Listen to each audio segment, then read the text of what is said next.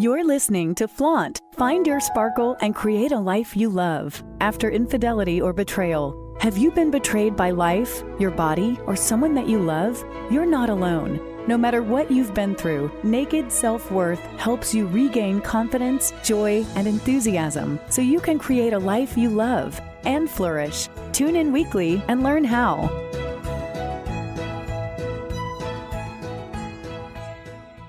To flaunt, create a life you love after infidelity or betrayal. I'm Laura Cheadle, and this is going to be a very, very different show. As you may or may not know, I channel a group of entities known as the Librarians. And the Librarians are the keepers of universal wisdom. And when I channel them, the information that they provide me is wisdom that is applicable to anyone in a wide variety of circumstances. It is not specific to infidelity. It's not specific to betrayal. It's just galactic wisdom that is applicable to anybody on Earth at this time. So what this show is, it is a conglomeration of my weekly channelings known as Coffee with the Librarians. If you like the information that you hear, if it resonates with you, I invite you to either subscribe to my channel on YouTube, which is Laura Cheadle, LoraCheadle, Life Choreographer, or find me on Facebook, again, Laura Cheadle, because I go live just about every Tuesday with a channeling. I am doing this in kind of smaller chunks because the wisdom is deep and it takes a lot to process. Also, what I want you to know is the information that you hear that feels right to you is exactly what you need to hear at the time. And sometimes channeled information, it's almost like you can't hear it. You'll think, wait, what did she just say? What is that? And if you have that experience, just know that either the information is not for you at this moment, at this time, or that it's going in on a subconscious level and it's doing its work inside. It's affecting you and impacting you in ways that you maybe don't consciously understand. So with that, here is a show that is all Coffee with the Librarians, excerpts from my weekly channel. Enjoy, and we will be back next week with more infidelity-specific content. Hello, and welcome to Coffee with the Librarians, week of December 13th. All right, let's tune in today and see what is going on. Oh, that's fast. Today, what the Librarians want to talk about is, oh gosh, this is like so much all in the same time. It's about the power of being in the moment and the truth of that moment and the judgment that's around that. And it's all of those concepts all at the same time. The moment that we're in, I'm going fast. I'm sorry, it's coming in fast. The moment that we're in has the truth of that moment. The truth of that moment is what it is without judgment. If you have any feelings in that moment, those are the feelings that you have. And instead of judging them as I shouldn't be feeling this way, or I'm concerned with what somebody else is going to think about what I'm feeling, the truth in that moment is always what is happening in that moment within you. And sorry, there's a lot. What's interesting about that is that all of the people that we are with are also having their own moments, and that their own moments are absolutely valid.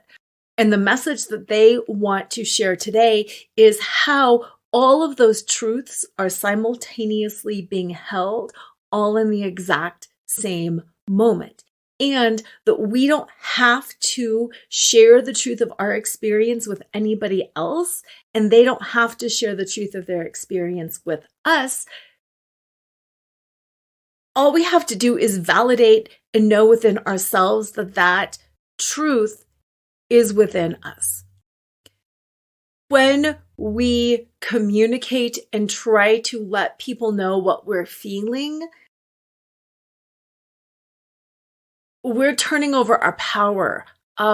We're turning over our power when we do that. Because instead of owning that truth of the moment for us, we are turning over our power and we're asking them. We're not asking them.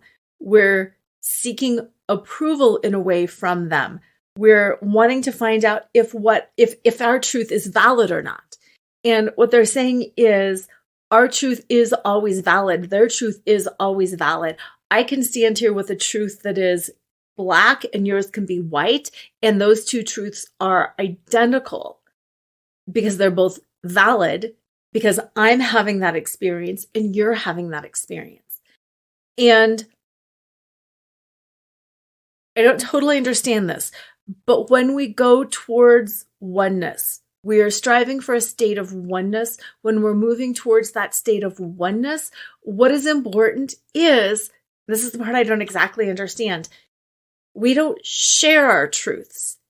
It's not that we're an island, but we don't have to share our truths. We can just accept that everybody is having an experience in that moment.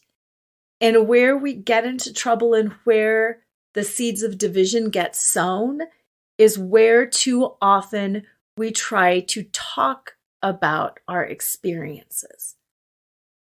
That's the piece I don't totally understand.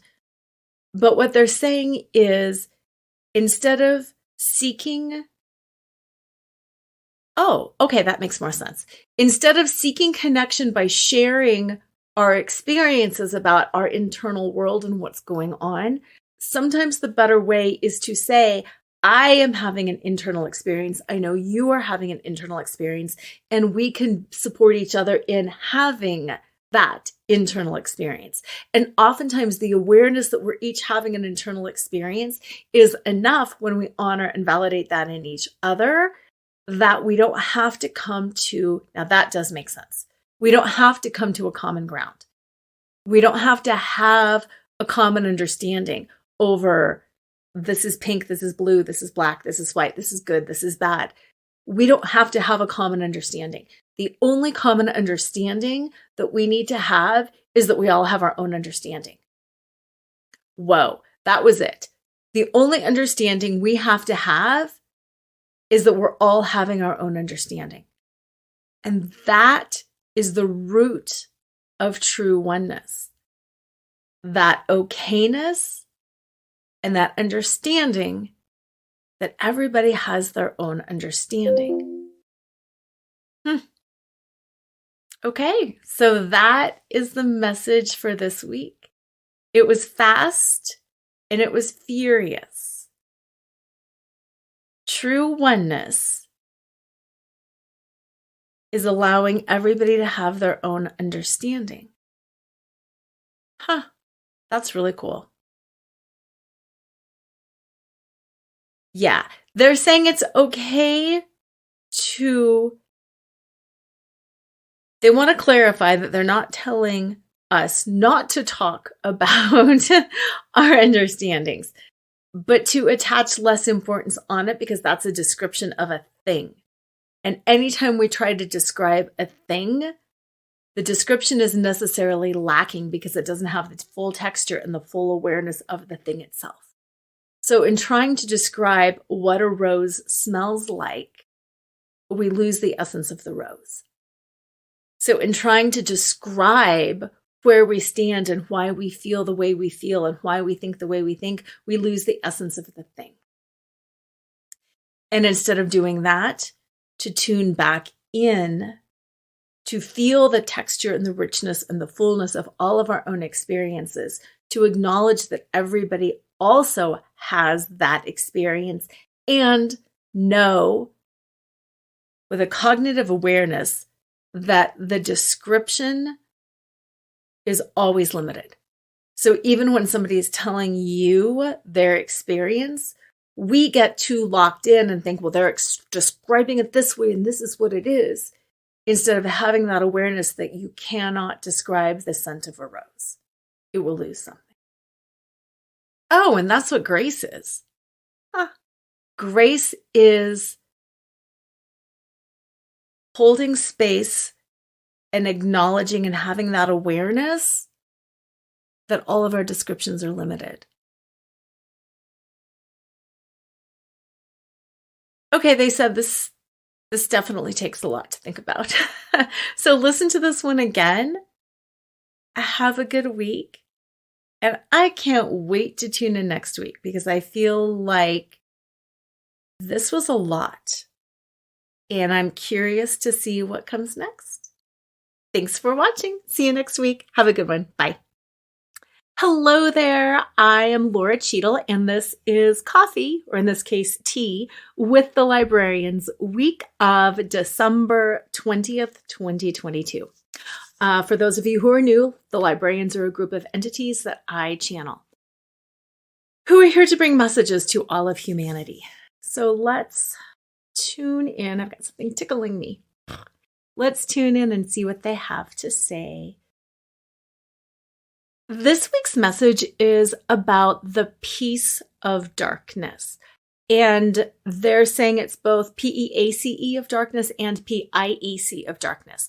The peace of darkness, P-E-A-C-E, as in peace that we feel. The peace of the darkness comes, that peace comes from us stopping and from not doing.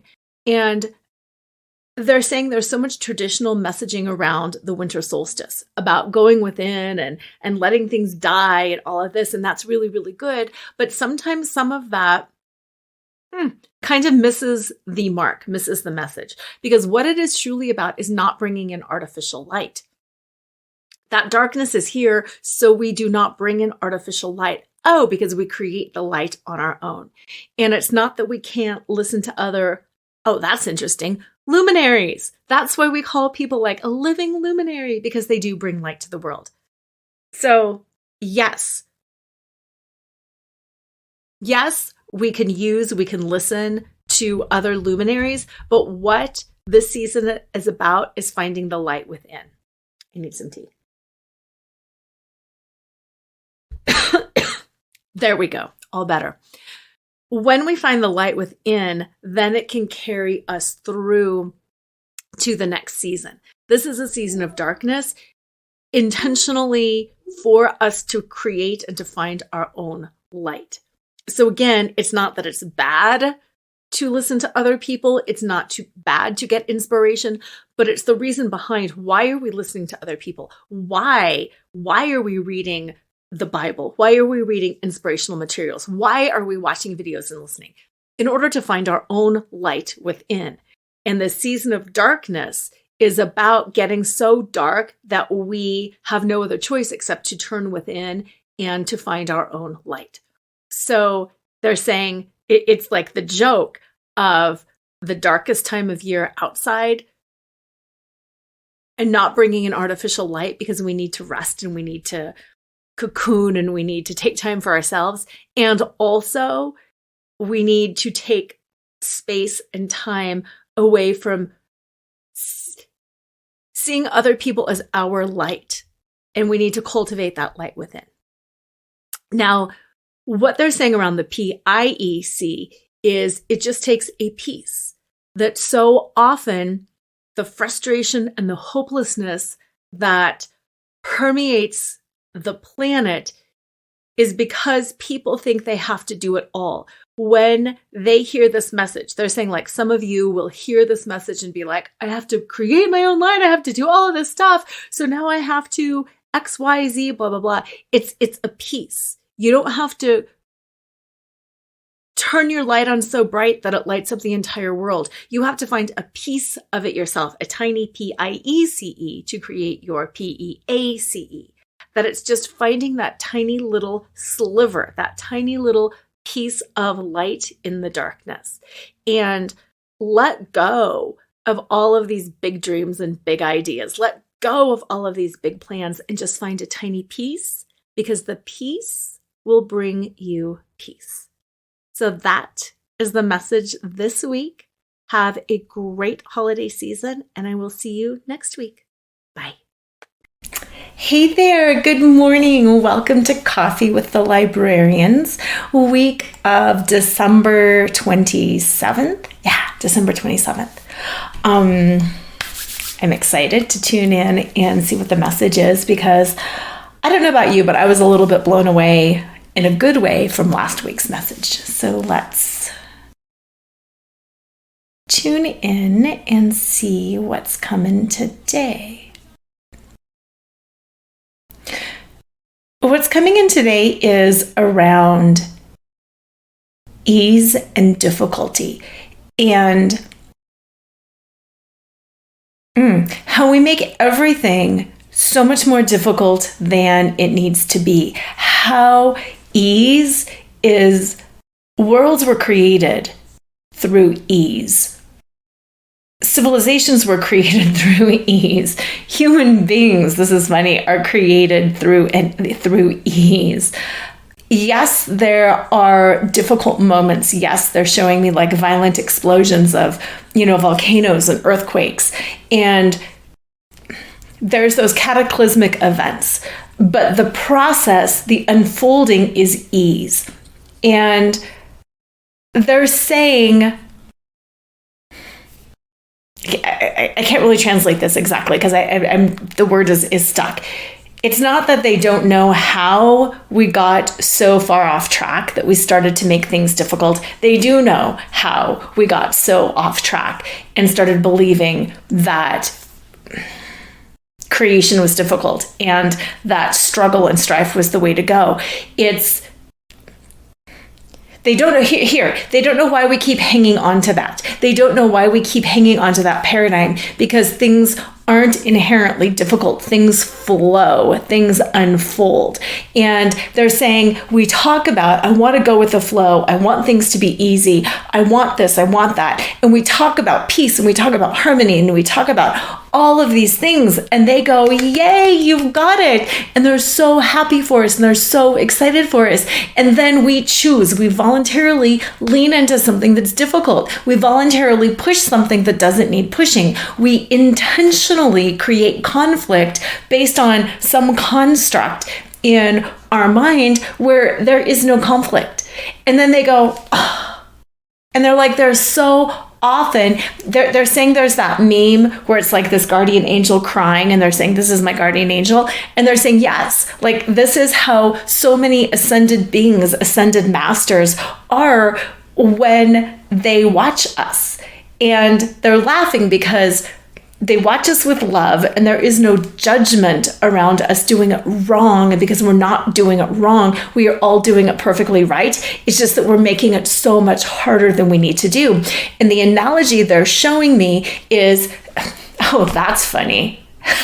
You guys are funny. They are so funny. They said it's like we're standing on one leg and trying to balance and cook dinner.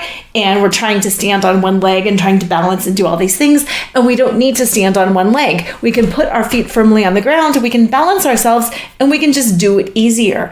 And it's like we like the challenge of balancing on one foot. And the reason I was laughing is they said it's no joke that your mascot, your favorite animal is the flamingo.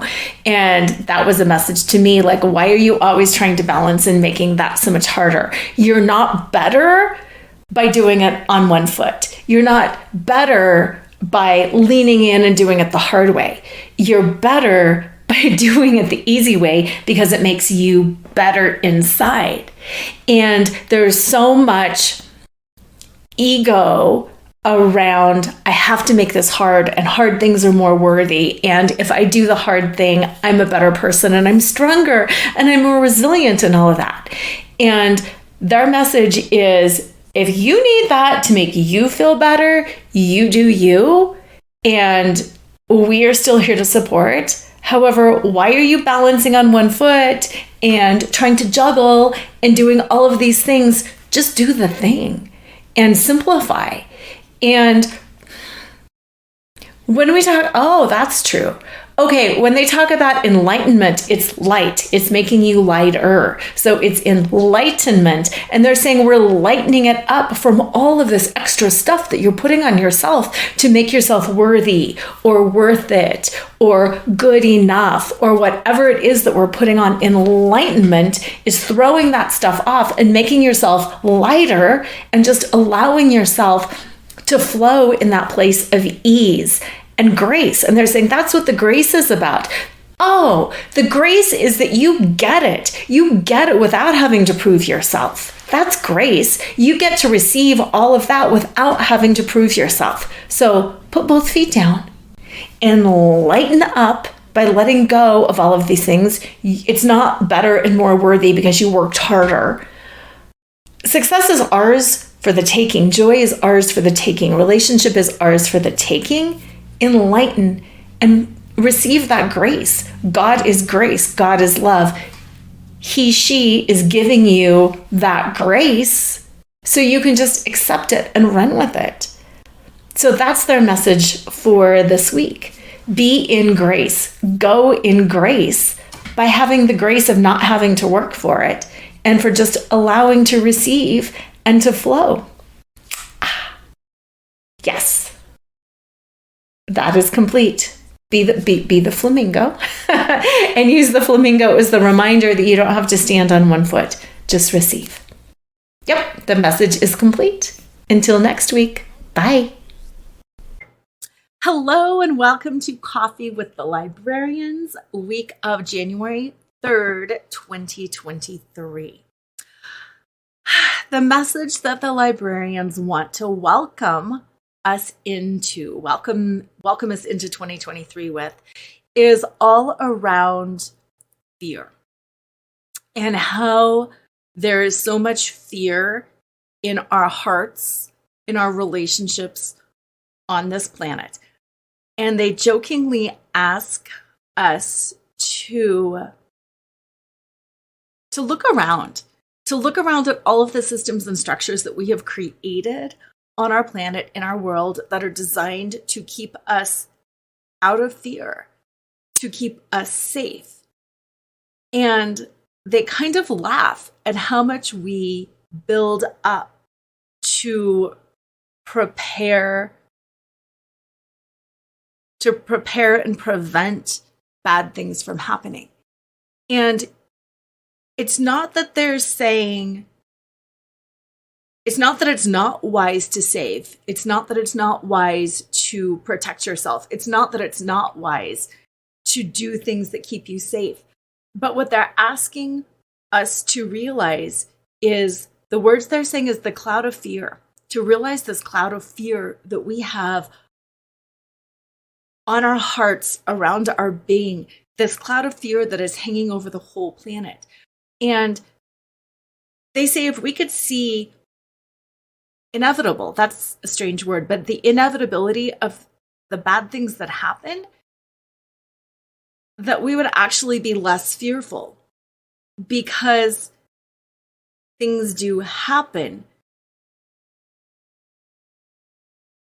But our worrying about them and our hanging on to the fear only brings them to us more. And they make them more difficult to process. And if we had more of that energy on this planet, that accidents are inevitable, catastrophes inevitably happen, things sometimes do happen, that we would actually have much less fear and much more joy.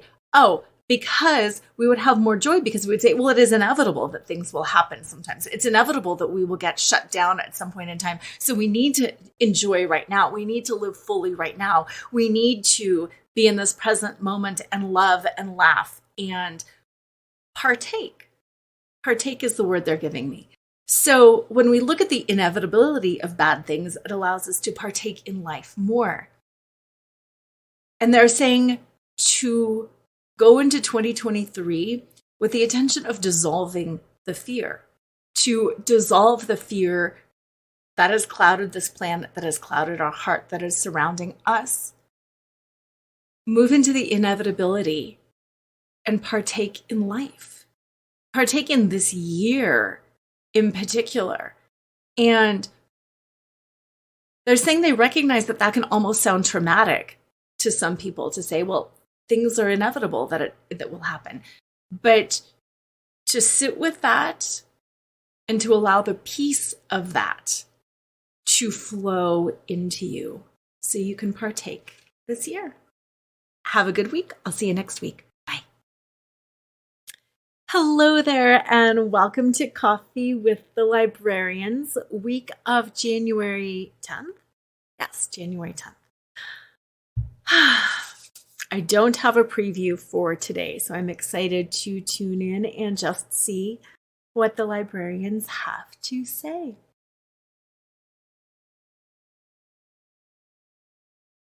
Oh, there is so much goodness here.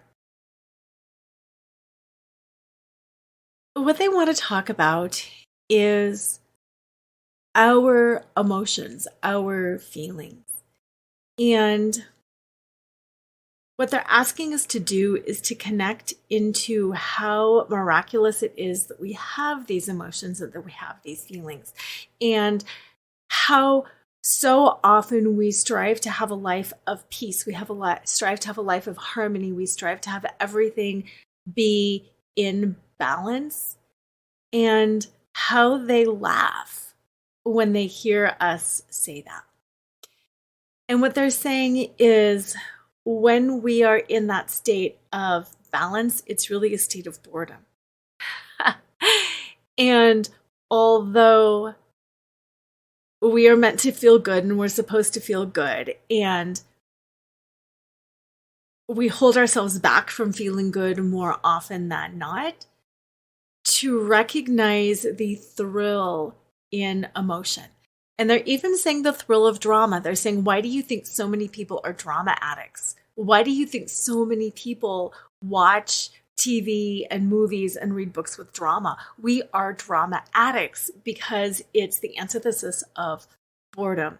Because we are not here in a body on earth right now to not feel. We are supposed to feel. We are supposed to experience and express. And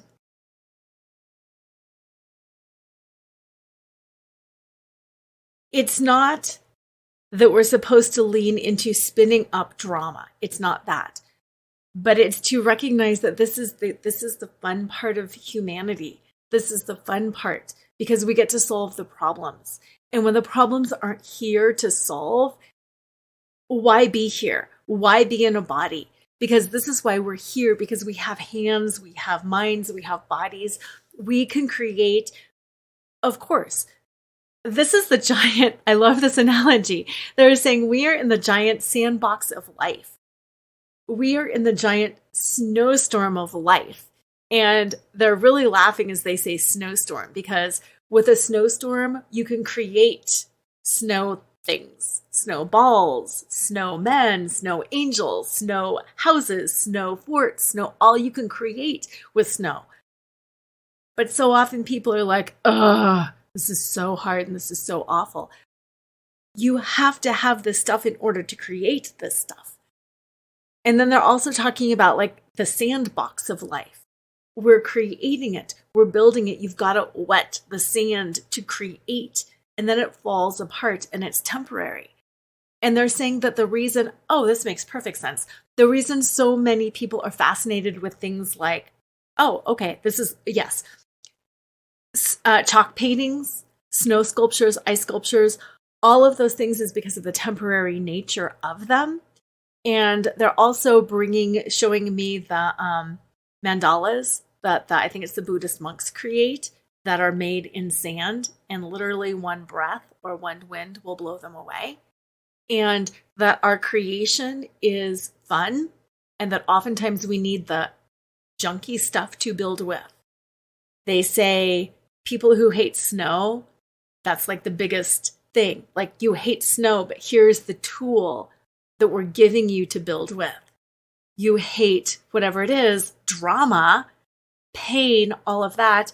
No, you're not supposed to love pain. No, you're not supposed to love drama. You're not supposed to create more drama. But what you're supposed to do is take the stuff that has been created, of course, from that drama, and use it to create with, which is why this makes perfect sense, which is why so much good comes from so much bad.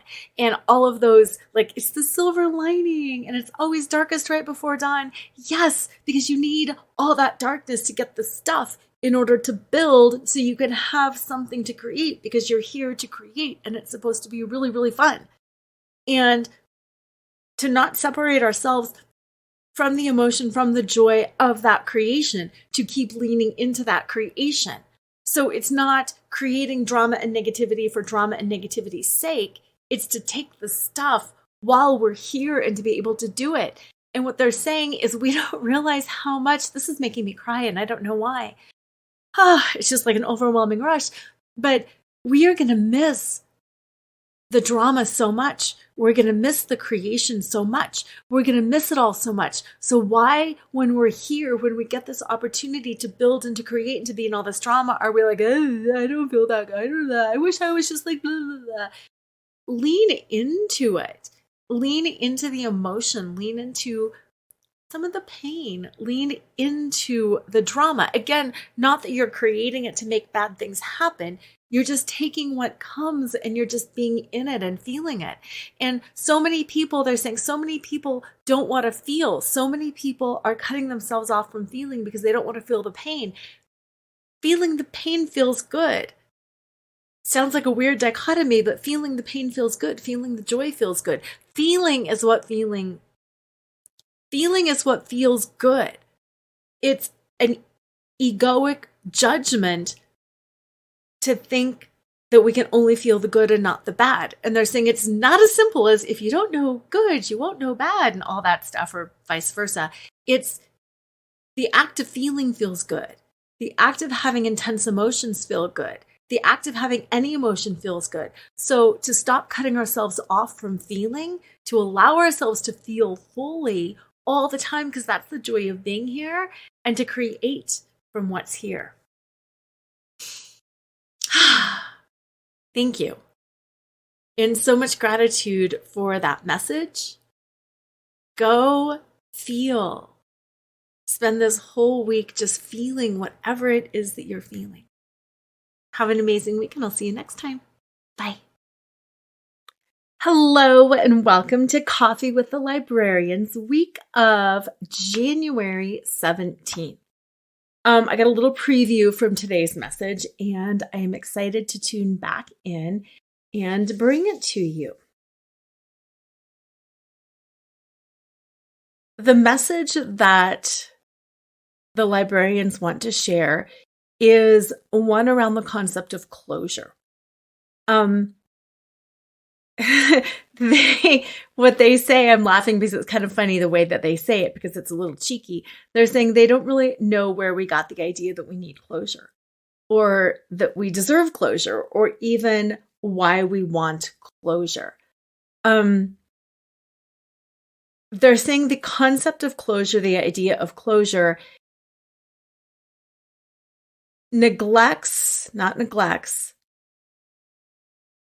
ignores the continuation of energy and the continuation of life and the continuation of relationship between all people, between people and things, between everything. From their perspective, everything, there's continuity in everything. Everything is connected. Everything continues to flow. If a relationship ends, it doesn't end. It just transitions into something else, but both parties keep going. If a job ends, it doesn't end. The company still continues. The other employees still continue. You still continue. There's a continuity in all things in life. Everything continues to flow. Even when something ceases to exist, it continues to flow. Whether that is a business that is folding, whether that is somebody dying, whether that is anything that we would think of as an ending, what they're saying is it continues to flow. It continues to be something. And our idea, the way that we try to put closure around something and close it and then put it in our past, is just not what it is, because we can't ever have closure. There's no such thing as closure. We've got our consciousness here. The example that they say is, it's not like we have necessarily closure every night when we go to bed. There's still dishes in the dishwasher, maybe, laundry in the washing machine. There's still work that you need to do the next day. It's not that you finish all your tasks at the end of the day, go to bed, and then wake up to a fresh day. Everything is rolling over. You don't go to bed and relationships cease to be. Everything is a continuation of everything. And what they point out around closure is, first of all, questioning, where did you get that idea? Where did you get the idea that closure is a thing and that it's something that you want or need or believe in? Because it's not a thing. There is no closure. You will never get closure. And then the question on that is the false belief of, why do you think you even want closure in the first place? What does that mean? And they're saying none of us really even know what closure means anyway. It means that we don't want to integrate. It means that we don't want to integrate. It's us being stubborn. Closure is us being stubborn and saying, I don't want to integrate that. I don't want to integrate that. I want to keep it outside of me, whether it's the homeless problem, the drug problem, the whatever problem it is. When we try to solve these problems, the energy that we go at it is, we're going to solve this problem. We're going to solve the energy problem, the climate crisis problem, the whatever problem it is. It's solve it, close it, and then get out of here, because I don't want to have to deal with it. And what they're saying, sorry, there's like a hair in my face that's bugging me. And what they're saying is, there is no closure. There's only integration. There's only continuation. This is why, going back to like Nancy Reagan and just say no, it doesn't work. It doesn't work, because we can't just have closure on drugs. We can't just say no more drugs, just say no. We can't say no more teen pregnancies. We can't say that. We have to integrate all of it in with us, because we can't close it, because everything is a continuation of everything else. And the more that we push something outside of ourselves and refuse to integrate it by seeking this thing called closure, the bigger that thing becomes and the more it bumps against us trying to get in. And yes, they're saying they're aware of the whole phrase, what you resist persists. And there's truth in that. But from an energetic standpoint, what they're showing is like this energetic bubble, and that it's literally trying to get in. And we're like, nope, nope, nope. And if we just let it in and it integrates, and then we all move forward. And it's funny. It's like the blob. Yes, we just keep getting bigger and bigger and bigger. But that's the whole point, because the more I integrate, the more you integrate, the more everybody integrates, the more we reach that state of unity, the more we reach that state of divine connection and consciousness. And that's what we want. And they say it's so funny to see us like saying that, I just want to be happy. Why can't everybody just get along? But we're going to solve this, and we're going to put closure on that. And we're going to put this behind us, and we're going to ignore racism and sexism. And we're just going to solve it and be done. And it's not about pushing it away. It's about pulling it in. So have an amazing week. There's a lot there. Bring it all in, integrate, and I'll see you next week. Bye. Hello, this is Laura Cheadle, and today is January 24th, and this is Coffee with the Librarians. Today's message is all around connection, and what they want to illuminate, is the different ways of connection and how much of the loneliness and disconnection that we feel on Earth today, as well as at different points in the past, and they also say in the future, is really due to our limited perception of what connection means. And what they want to, again, illuminate is how many different ways we have of connecting. And what they're showing me is we have the ability to text people. We have the ability to call people. We have the ability to email people. We can see people face to face. We can talk. We can use sign language. We speak different languages. We can just gesture. They're joking with me because I always joke about using interpretive dance. And they're saying, you can use interpretive dance.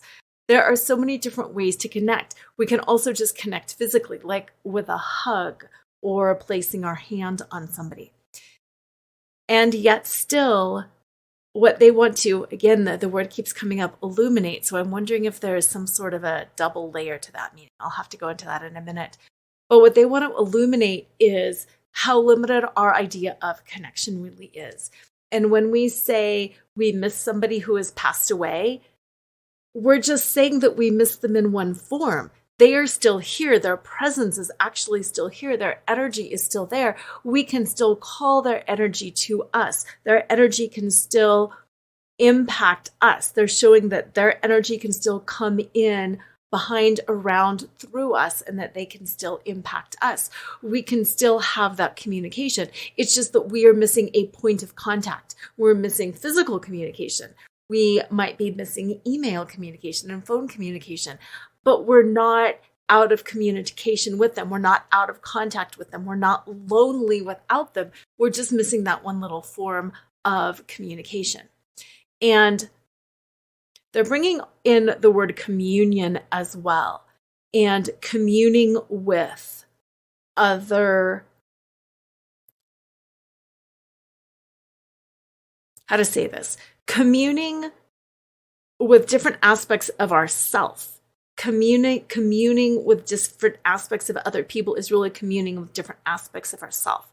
And when we open ourselves up to an internal experience with ourselves, can be communing with somebody else too. Because if I'm in a place of prayer or meditation and you're halfway around the world in a place of prayer and meditation, we can meet in that place.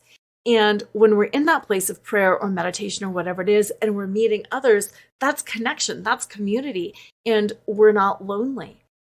And breaking out of the idea that we need to use these 5 senses that we have here and now as our only means of connection and communication, and realizing that we're only lonely.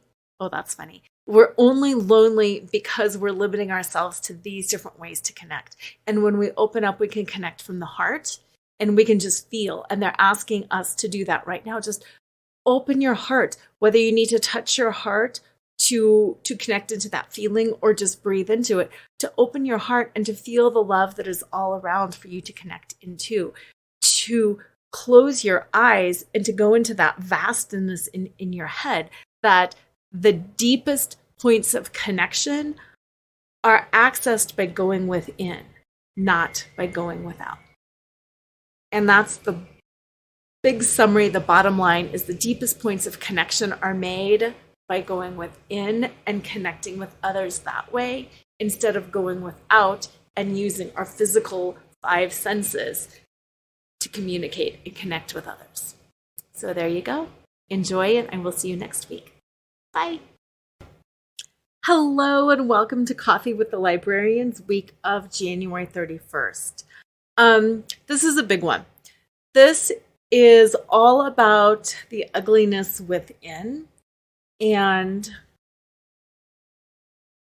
our inability, or unwillingness is actually the better word, to look at the ugliness within.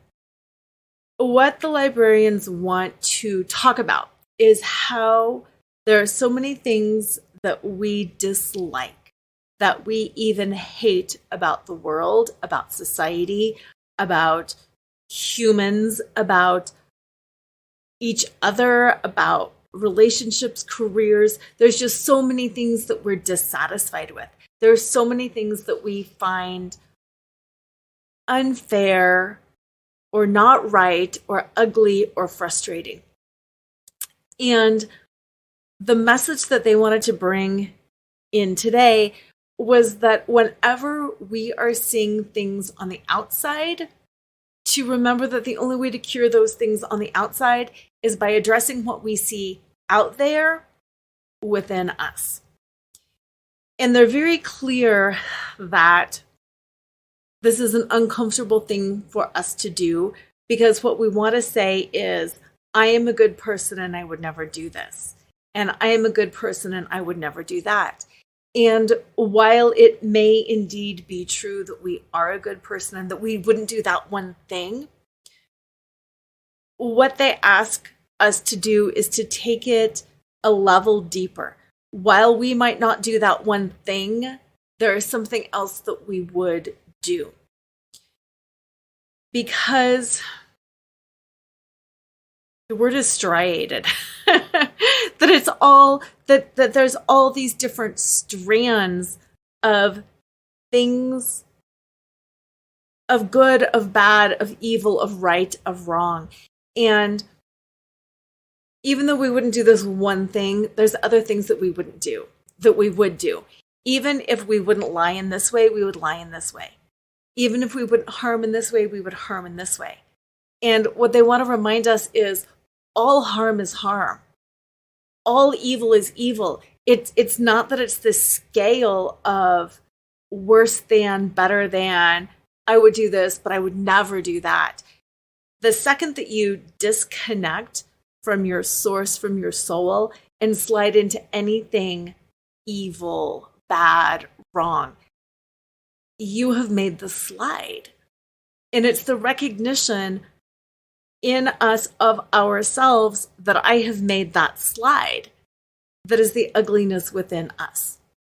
So they want to be clear that it's not something that we should give up and say, okay, well, I refilled my drink twice at the machine and I didn't pay for it the second time, so therefore that is just as bad as murdering somebody. No, that's not it. It's not that we should just give up because it's all bad. It's the awareness of that within ourselves, and that we still went there. The fact that we will go there on a small thing is still going there. And until we address that within ourselves, it can't be addressed in the world at large, because we have to address that within ourselves first. Otherwise, nothing is going to change. And it's not from a place of hopelessness that nothing will ever change, but it's just that recognition within ourselves that they're asking us all to do. And no, it's not that we have to live a squeaky clean, perfect life. It's just the recognition of the ugliness within ourselves. So if somebody asks you, how does my hair look today? And you think it looks awful, but you don't want to hurt their feelings. So you say, fine, or great, or whatever it is. It's the recognition that I am telling an untruth. And it's staying out of the need to justify it. Oh, well, I'm doing it because I want to make them feel better. The justification doesn't matter. The justification makes it worse. Whether it's a kind justification or an evil justification, it's recognizing within yourself what you're doing. I am telling an untruth. The end. Don't justify. Because as soon as you step into the justification, then you're not fully recognizing that within yourself. So if you lie, cheat, steal, harm, whatever it is, it's just recognizing it within yourself. And they say that the more that we recognize it within ourselves, the more that we're brave and just own up to that and admit it, the less likely we are to continue to do things that are harmful. But we can't keep looking at choices and actions of other people and judging that. We have to understand it by looking at ourselves and not judging it. That's one of the little tricks too. It's not judging it, it's recognizing it. And it's owning it without justifying it. And if we want to change the world, to combat evil, that's what it takes, is looking at that within ourselves. So have a good week. Catch you next week. Bye. Hello and welcome to Coffee with the Librarians, week of February 6th. This is a second take of this because it's so funny, but midstream, they changed the message and then the message was on a fresh start. And it just really cracked me up because I'm like, oh, way to demonstrate. So today's message is on the power of the fresh start and how so often we get tied into opportunity cost. You know, that I've already done this, I've already been into it, I need to fix this, I need to repair this, I need to see this through.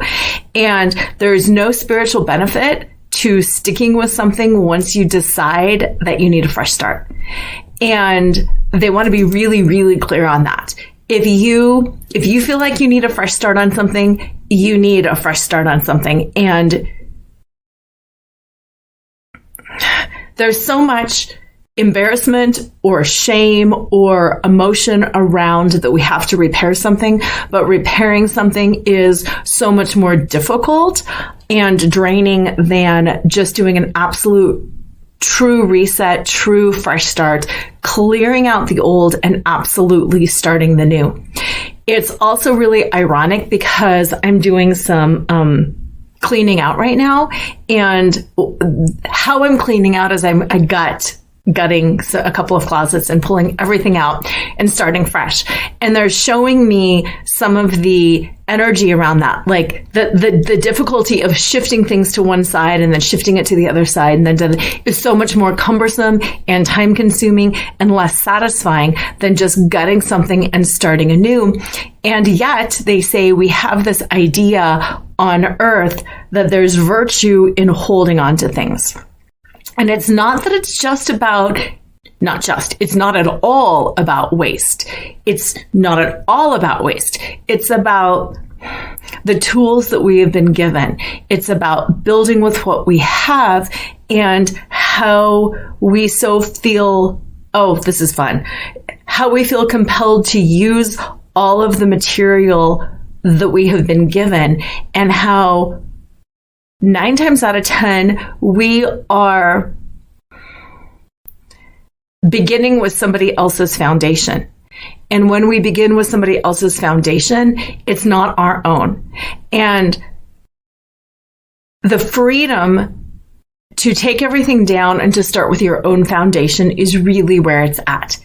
And even if you decide you're going to take everything down and rebuild it the same, at least it's yours.